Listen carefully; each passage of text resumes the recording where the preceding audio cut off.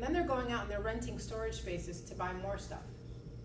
Their debt is crazy. This is the reverse of that. Our goal is to get you to have no debt, have equity, have what we call wealth, and wealth becomes with the first purchase and then potentially the second purchase and the third purchase. We'd like to have you have an empire of wealth. Diversification. If you have children, when you first have a child and you're able to buy a home, when that child is 18 years old, all the money that you've made in that home for 18 years renting it out, you can now turn around and use that for their schooling, in addition to whatever you might put down for their school funds. So it's huge. You may have children that are getting to the age of being able to understand this concept. Maybe they need to start putting some of their money aside, even if it's $20 a month, towards the goal of home ownership. So again, and you can bring them here next time, or you can send them our way and we will help explain to young people how this works. And then again, why would you rent when you can own? I don't think I need to convince you to decide to buy because you're here. Our job as real estate agents is to perform 7 roles. We're here to educate you about the market. We've talked about the conditions of the market here in the United States and specifically in Atlanta.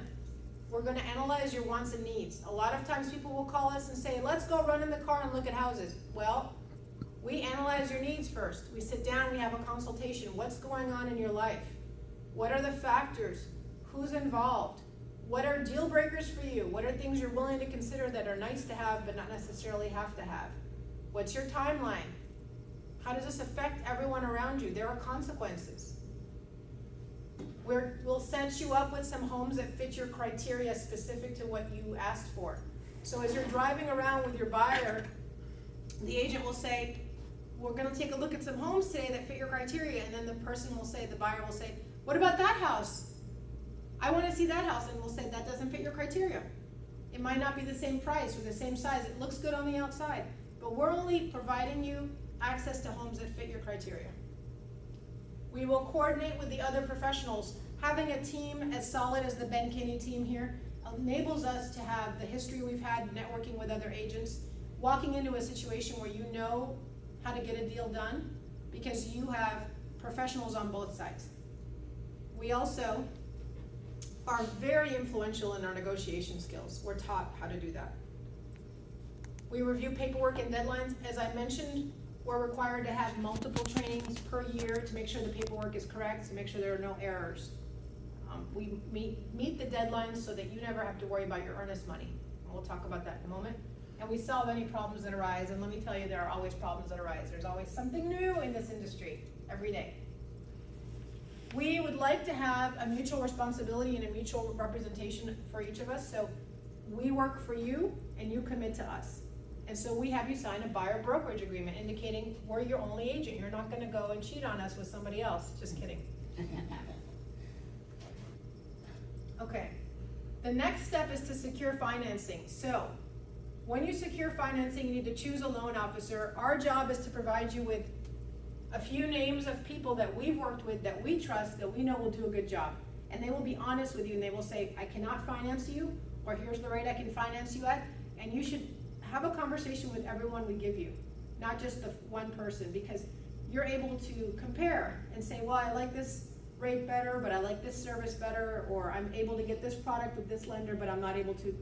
There are a lot of different packages in lending, and you'll want to be able to explore that. We can help you with that.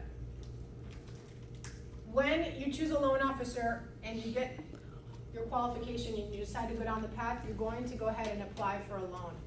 You're going to go ahead and upload all your documents, upload some information into a website, and they're going to come back and tell you, okay, you are qualified to be loaned this amount of money. And they base it on these factors. Let me show you. We're going to jump ahead a little bit.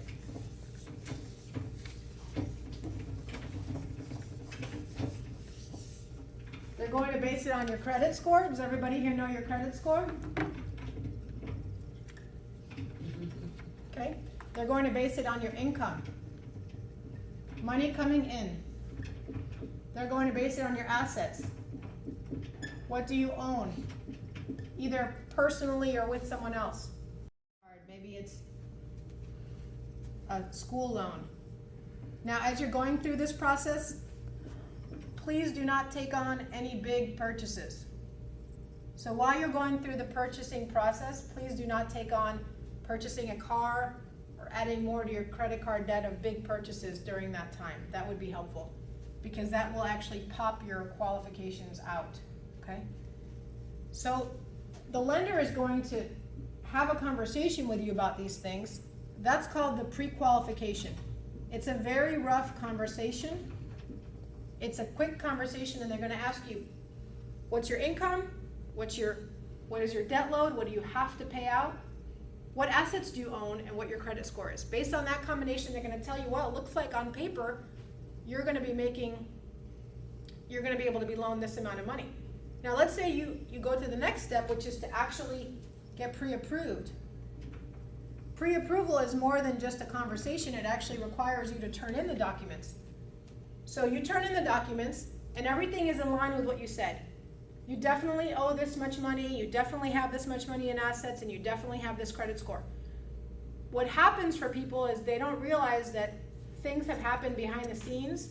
Oh my gosh, I didn't know my credit score went down because I hadn't paid my credit card in 2 months and I missed a payment.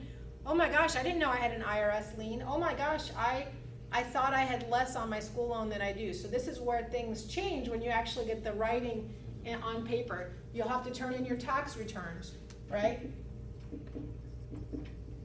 So once you get all that sorted and you get pre-approved, that's the real legitimate way in which you know what you can qualify for. Yeah. Also, what's my question? Pre-qualified, pre-approval, Taxes. your tax returns. In tax returns, what, each lender, don't they have like a different scoring process? There's a unified scoring process, I'll be honest with you, but they have different programs. Okay. So let's say your score is a 10 out of 10. Well, with this lender, you're gonna get these products, and with this lender, you're gonna be able to get these products. So you score a 7 out of 10. Okay. This lender says, I'm willing to lend to you, but another lender may not be willing to lend to you, etc. So your score is your score. Okay. Because you either have great credit or you don't. You either have a lot of assets or you don't. So it's not really, does that make sense? Okay. Yes. All right. Then you have to determine, when you sit down with your lender, how much are you willing to put down? What kind of loan do you qualify for?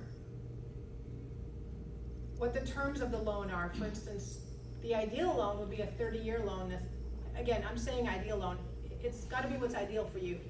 There are shorter loans, 5-year, 10-year, 15-year, 30-year. So they'll discuss the terms with you of the loan. They'll discuss what the costs are. There are closing costs. You need to bring cash to the table unless your agent's able to negotiate that the seller pays for that. There are costs associated with closing a loan, and they're paid for in cash or out of the assets from the seller's sale, but somehow they have to be paid for. Okay. And then we're going to talk about getting your offer approved, going through the due diligence and contingencies, getting an appraisal, and obtaining the funding for closing. Okay, we talked about taking a look at your mortgage options, and you do this with a lender. They're going to talk about, first of all, what you want your down payment to be. That will help us determine what kind of loan you can get. You'll take a look at interest rates. If you put down this much money, you might get this interest rate. If you do this product, you might get that interest rate. So these are things you'll talk about with your lender, and it's a very important conversation. And then you'll talk about, as I said, the term, 5, 10, 15, 20, 30 year. You spread it out over time if you want your mortgage payments to be lower. If you want to cram your mortgage payments and get that house paid for faster, you might do a 15-year instead of a 30-year. Your mortgage payment monthly is going to go up. So it depends on how long you want to have it happen, how quickly you want to pay off your home. Let's talk about the 4 elements that go into your monthly payment. Okay?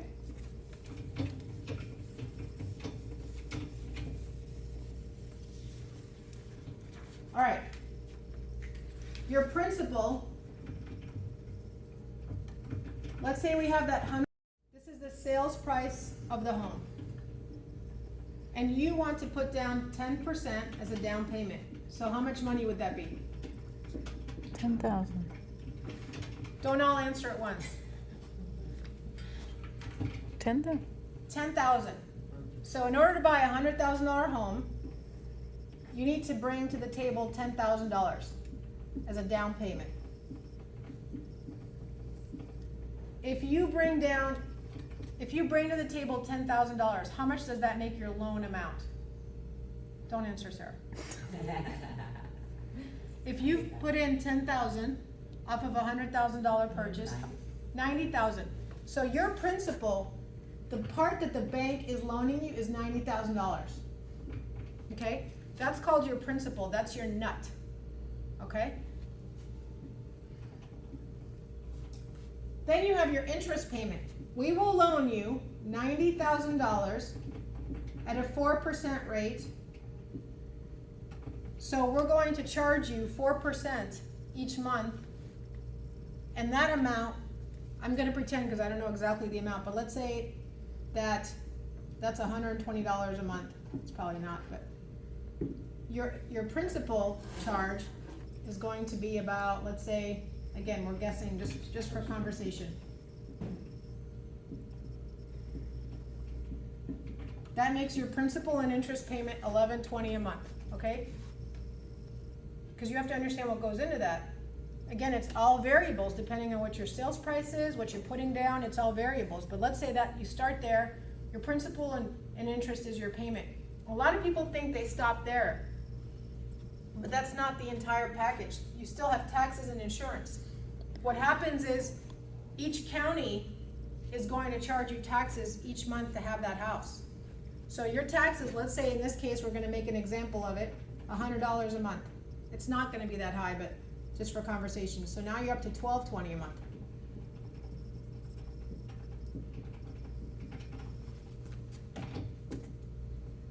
And then you have to have insurance.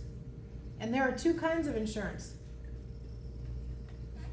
Insurance number one is insurance that we talked about, the mortgage insurance. It's called PMI, private mortgage insurance. Let's say that's $50. And then you're gonna have home insurance. Believe it or not, you have to have a mortgage, you have to have insurance on the mortgage, and you have to have insurance on the house. So let's say that's also $50 per month. So now you're at $13.20.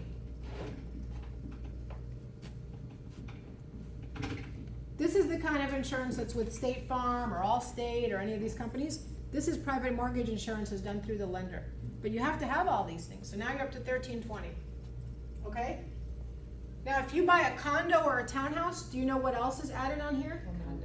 HOA, Homeowners Association monthly dues, which could be $100, $200, up to $300, $400 a month, depending on what you buy.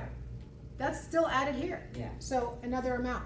So when people come up and they say, well, I think I'm gonna be able to be loaned $90,000 at a 4% rate, so I only have to pay $1,000 a month, that's not true. There are additional costs to that. So this is what you sit down with your lender and say, how can I make this lower? How can I make that lower? How can I help do this? Okay? You could start with your, this is what I think I can afford each month, which is completely different from what you qualify for. If you say, I only want to spend $1,500 a month, but you qualify for $3,000 a month, let's not go there. Let's not go to the ultimate level of qualification. Why? You don't want to be house poor. Because you don't want to be house poor, and because guess what? If you want to remain under $1,500, but you actually qualify for $3,000, guess what that does for your wealth building? That actually allows you to potentially purchase a second property. See, 2 properties at $1,500 gets you to what you really qualify for. Yeah. Do you see the logic? So you want to keep your monthly payments as low as possible, get the most amount of house. Think about a future potential for rental. These are all things to think about. They may not work for your scenario, but they're things to think about. Any questions so far?